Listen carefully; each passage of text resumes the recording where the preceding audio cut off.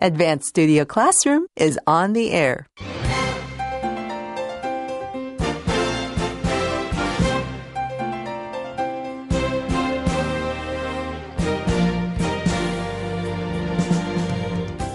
How good is your tech etiquette? Find out on today's Advanced Radio.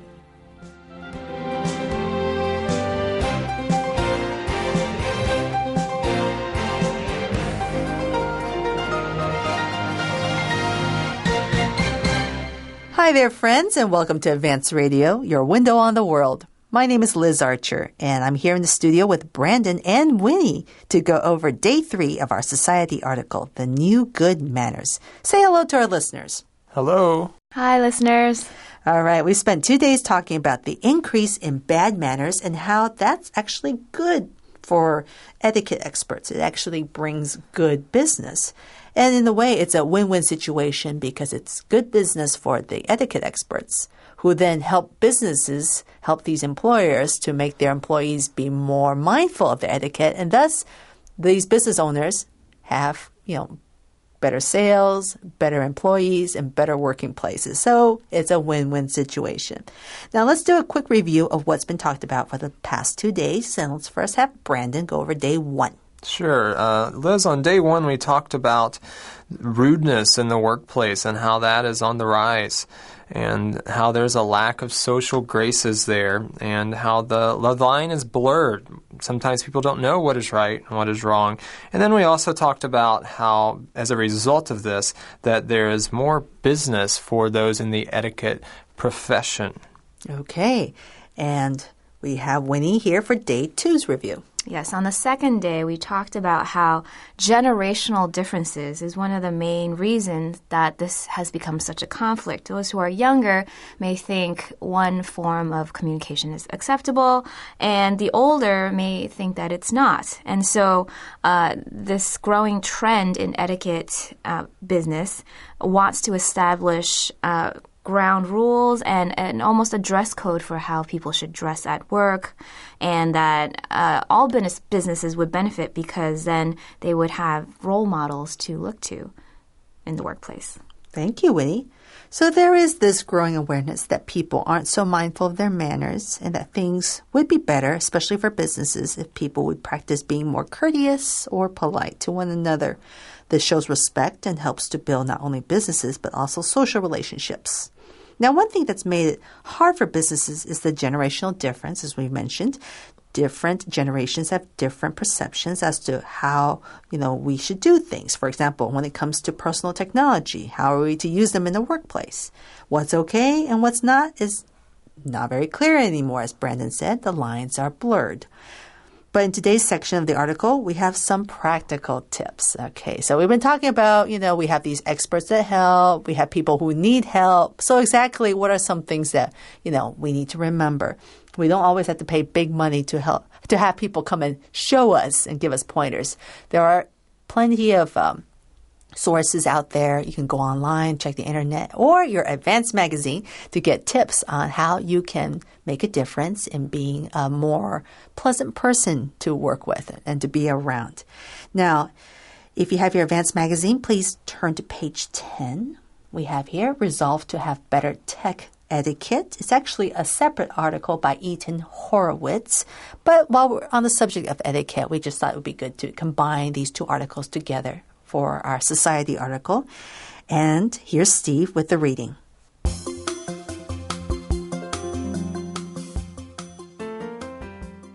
Resolve to have better tech etiquette. The instruction manuals with most electronic gadgets lack some important advice that can save you from making an embarrassing social faux pas. Here are do's and don'ts for using the internet, cell phones, laptops, and other devices. Don't wear a Bluetooth headset or earpiece if you are not on a call. You're not an important official with your hand on the nuclear missile button. Do think long and hard before inviting someone to be your friend on a social networking site such as Facebook, MySpace, or LinkedIn.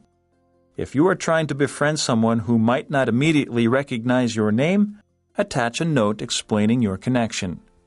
Don't stretch your laptop or cell phone power cord across the room when you are charging up at a coffee shop. airport, or other public place.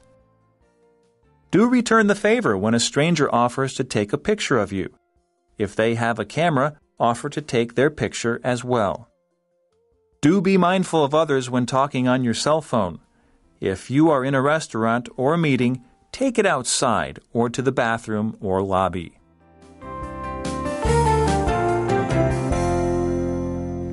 Thank you, Steve, for the reading. We have Mr. Ethan Horowitz here with the article with 9 different tips.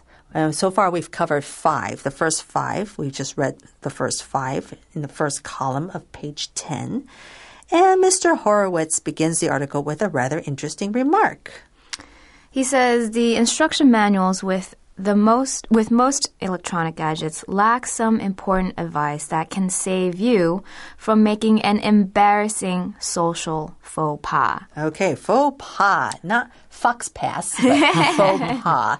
F-A-U-X is actually pronounced faux, and P-A-S has a silent S. Okay, faux pas. And what is a faux pas, or what are faux pas? Faux pas are they occur during a social situation. So if someone makes a mistake in a social situation, then that would be a faux pas. For example, in Asia, if you walk into a home without taking your shoes off, that would be a social faux pas.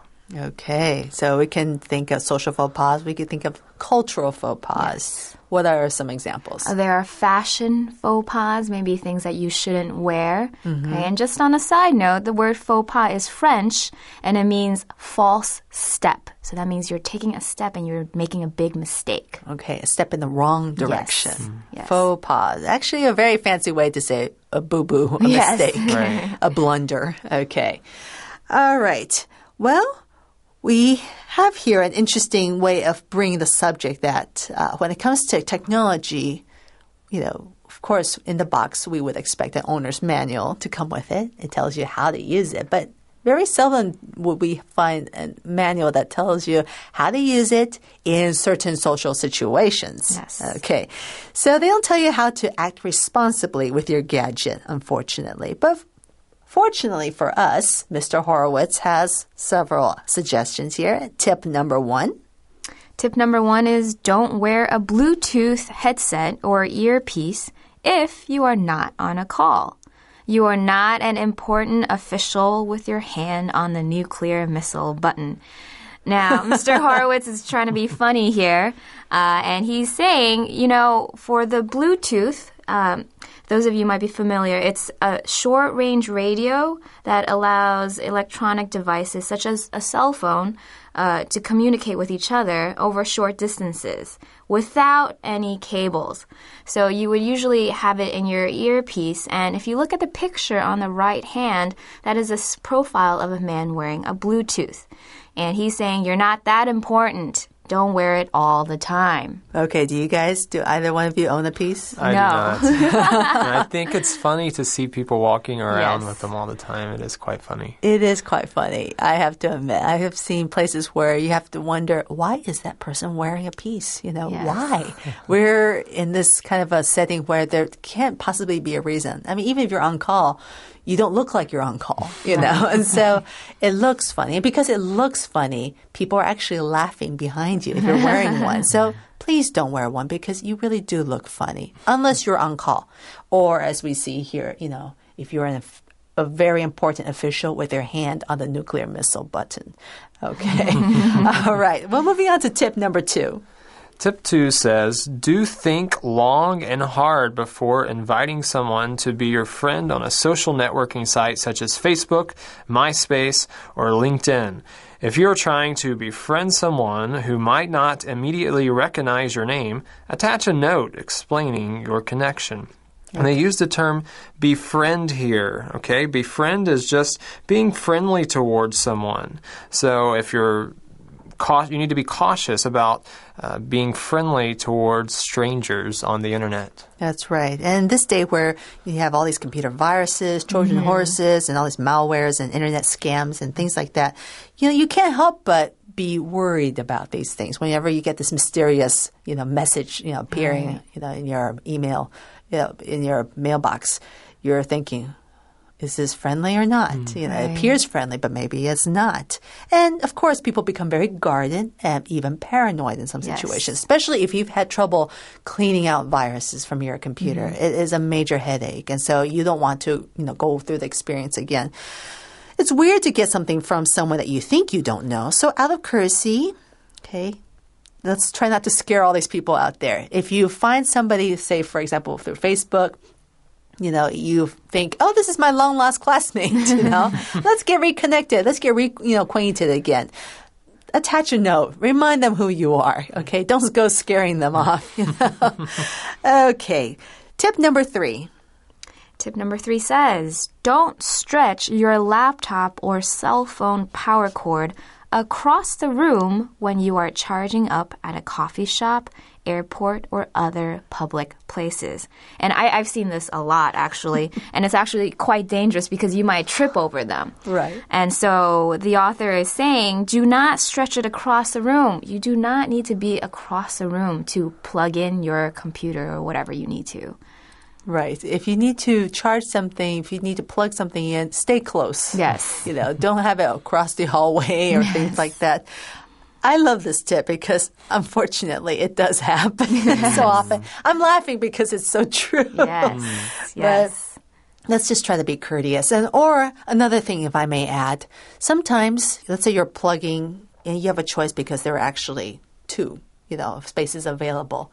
I have seen some people with these large adapters and they just stick it in that one hole that covers the other. And so in a sense, though there are 2 spaces available for 2 devices to be charged, one adapter covers both of them. And next thing you know, you feel awkward because you really need to charge your thing, but you don't want to pull someone else's adapter because what if that interrupts or disrupts whatever it is that they're working on?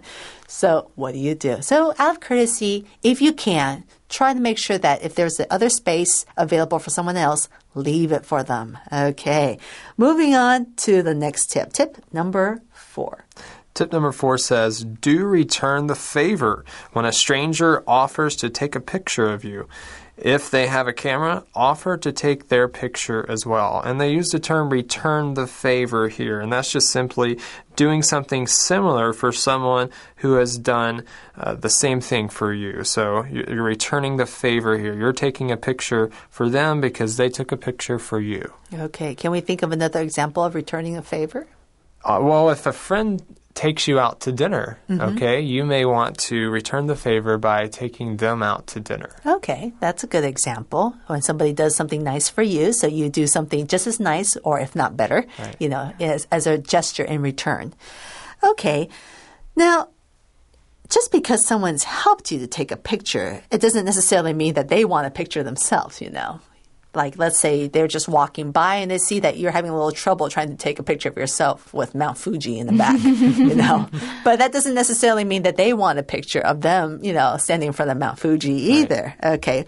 But just because they may not need one, it doesn't excuse us from being nice. We should at least ask. Yes. Would you like one? Would you like me to do it for you? At least ask. And if they don't need it, they'll just let you know, no, thank you. Okay, now tip number 5. Do be mindful of others when talking on your cell phone.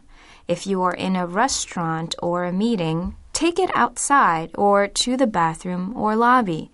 And we've mentioned this in the article before of not talking on your cell phone loudly while you're at work also. And so this applies to many other situations. Not everybody needs to hear your life story. Yes. Not everybody needs to hear about boyfriend number, whatever, doing something terrible, So that's true. This is so true. When you get a phone call, especially if you're with a group of people, make sure that this phone call will not bother those people around you. Even when it's, for example, maybe you're at a restaurant in a very private gathering, you're amongst friends, and then you suddenly get a phone call from another friend from a different social circle. You still need to be mindful of your friends at the dinner table. They don't need to hear your conversation. Just excuse yourself, politely. You don't have to just bolt out the door, making people think that this is an emergency call. Just get up gracefully, and people can tell that you're just trying to handle another conversation. kindly excuse yourself. As the writer suggested, there are places like the lobby, the bathroom, or even outside, and that's just the appropriate thing to do. We have 4 more tips to go in the next column, and let's have Steve come back again with the reading. We're on page 10, second column.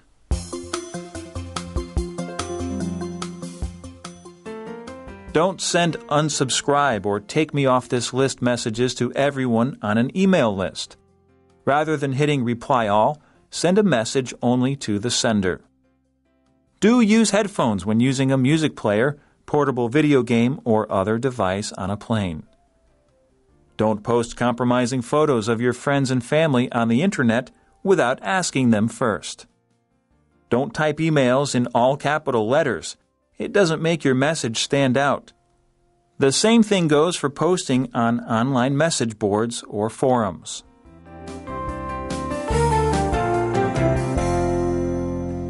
If you've just tuned in, you're listening to Advanced Radio. My name is Liz Archer. I'm here in the studio with Brandon and Winnie. We've been going over some very practical tips regarding tech etiquette. 5 very practical tips. And we still have 4 more to go, so let's go ahead and get started with tip number 6. Tip 6 says, don't send unsubscribe or take me off this list messages to everyone on an email list. Rather than hitting reply all, send a message only to the sender. So true. Very, very true. In other words, think about who's going to be receiving your messages, Do they need to know? No. And if there is really a large group of receivers, consider whether they all need to hear from you or not. Maybe you do need to talk to a large group of people. Maybe a large group of people need to receive this forwarding message. But out of the list of 10 from the original list, do all 10 of them need to hear? Or maybe only 6? Well, then delete the other 4 then.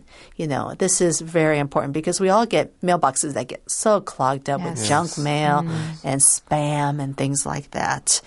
So please be considerate. And it's not just the take me off this list message. When you have a good joke, do everybody on your mailing list need to hear or see this joke? Let's think about it, okay? Don't just think everybody in the mail would appreciate it. They don't. Okay. Next tip. Do use headphones when using a music player, portable video game, or other device on a plane. Okay. Actually, this is not as much of a problem for me when I travel. I guess it's because when it comes to international flights, most people do just borrow the headset. Right. Yes. And there are more and more flights now available where the on-flight or the in-flight entertainment is pretty good. And you need to have the headset in order to enjoy it. But let's just say that this tip doesn't just apply to, when you're traveling on a plane. I think this would apply to any social setting, be it at work or a restaurant, at a cafe. Okay. We could apply this in all sorts of places. If you're the kind of person who likes to listen to music as you work, and your boss is okay with that, okay, some bosses aren't, but if your boss is cool with that, remember that not everybody appreciates your style, your kind of music. Right. Keep it to yourself, okay? Yes. And now tip number 8. Tip number 8 says, don't post compromising photos of your friends and family on the internet without asking them first. And here the term compromising is just talking about photos that might embarrass them in some way or lower the respect that person has among other people. So be careful about the photos that you post online. Okay, now we normally would think of compromise as in like a way of agreeing with somebody else who's holding or maintaining a different view from you. So you agree to disagree, but you do it respectfully, and you come to some kind of agreement where both sides could win a little, but lose a little at the same time. But this compromise is a different kind of compromise. It's compromising. Compromising is not a good thing, because your dignity, your respect is being threatened. And we don't want to do that because it's disrespectful. We talked about the past 2 days about how good etiquette, good manners really is about respect. Yes. Maintaining good social relationships mean that you don't want to make your friends feel that you are making fun of them. Okay, what other compromising things can we think of? I can just add to this by saying not only do you not put photos of your friends and family, don't put compromising photos of yourself on the internet, Oh, so too. true. I've heard many cases where employers would find this person's profile, a potential employee, and when they saw these pictures, they would reject them. And it's simply because of not showing discretion or not really thinking carefully about how you portray yourself online. That's true. And in this age of blogs and all these networking sites, it's very easy to just want to share photos. Yes. So we just had a party. Right. We have all these group shots and just post them all up there. But really, have we really taken the time to look at every single person in your group shots? Right. You just think, oh, it was a great time. But then suddenly you realize one of the persons standing in the back, that one is just not a pleasant looking, pose or facial expression. So out of courtesy, be mindful. And maybe you think it's okay. You think, oh, it's so funny. But maybe they don't think it's funny. And what happens when somebody asks you, please remove that photo? Then please do so out of courtesy. Okay? And now we come to tip number 9. Tip number 9 says, don't type emails in all capital letters. It doesn't make your message stand out. The same thing goes for posting online message boards or forums. Okay, now what are forums? Forums is just, online. It's just a place for people to, post messages maybe about a certain issue that they're talking about, and they talk back and forth about maybe a political issue or something like that. Okay, so it's a place where you leave comments and ideas and whatever you're thinking, and it's available for everyone to see, and then everyone else, they're free to put what they think about your comment. And so it's like a gigantic bulletin board online. Okay. Now, this whole thing about typing in all caps, I have seen people do it because they think it's just a very appropriate way to show and demonstrate their bold personality. But actually, I've also been told that it feels like whenever you see a message get sent to you with all caps, that someone's shouting at you. Yes. Do you feel that way? I can see how it can be perceived as that because it's just, wow, it's just right there in front of you. What is this person trying to tell me? Right. Especially when the font size is like 25 or something like that. So when you type in all capital letters, some people think that, you're perhaps angry at them. Right. You're showing that, you're upset about something. So that's not very nice. If you're upset or if you're frustrated with something, you can still voice it, but do you have to use all caps? Also, I think if you use it too often, there's that phrase, too much of a good thing is not a good thing, actually, because usually when you use capital letters, you are trying to emphasize a certain point. And when your entire email is all capital letters, it loses the power of what you're trying to say. That's very, very true. Okay. Well, we've had 3 days' worth of information regarding etiquette, and I think it's time for another review of some of the vocabulary words we've covered. So it's time for our feature. Mr. Works, Ms. Sasha Style is here for your 11 o'clock etiquette appointment. Okay. Send her in. Good morning, Steve. I see that it's Casual Friday here at Cherry Computers. Yes, it is. We like the relaxed dress code. It lets the employees feel at home. Some might perceive your khaki shorts and sandals as a bit too casual. This erosion of clothing standards needs to be corrected. I suggest you put on some nice pants and a polo shirt. Now you sound like my wife. Remember, she's the one who sent me in to see you. Okay. I'll change into some nicer clothes after lunch. Good. Now, I noticed that you never say thank you to any of your employees. A friendly hello, proper greeting, or nice thank you might be a boon to employee morale. You want me to befriend my employees? Exactly. They might even return the favor and smile at you. Even like you. But they expect me to be moody and unpredictable. Just try it. You might like it.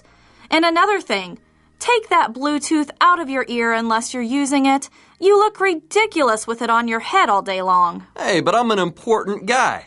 And all of your employees are important too, Steve. You won't be compromising your position here by improving your social graces and etiquette. You'll be connecting with your staff. You may be right, Miss Sasha Style. I know I am, Steve. I know I am. Have a nice day.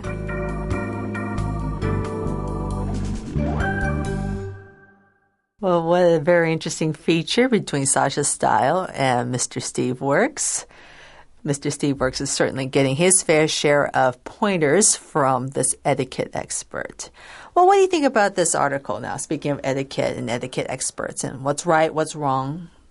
Have you guys learned anything, or do you have anything that you disagree about? Well, I have learned some things here, and I'm glad that someone put this into a nice package here for everyone to look at, because we have technology now that we use all the time, and there's not, a list out there that we see often. Mm-hmm. So it's good to have this list here. One thing that I kind of maybe disagree with was actually the last point about typing in all caps. Now, what we talked about last time is very true. You don't want to put it in all caps all the time. But I feel that sometimes if I want someone to really look at this, then I may want to put like at least the subheading, the title in all caps, so someone would pay attention to that, but not all the time. Right. So maybe a little disagreement there. Okay. So use it with discretion, I would say. That's right. Yeah. This is not a particular font for you to just play with, but all caps does have its function, but just use it carefully. Okay. What about you, Winnie? Yeah, I think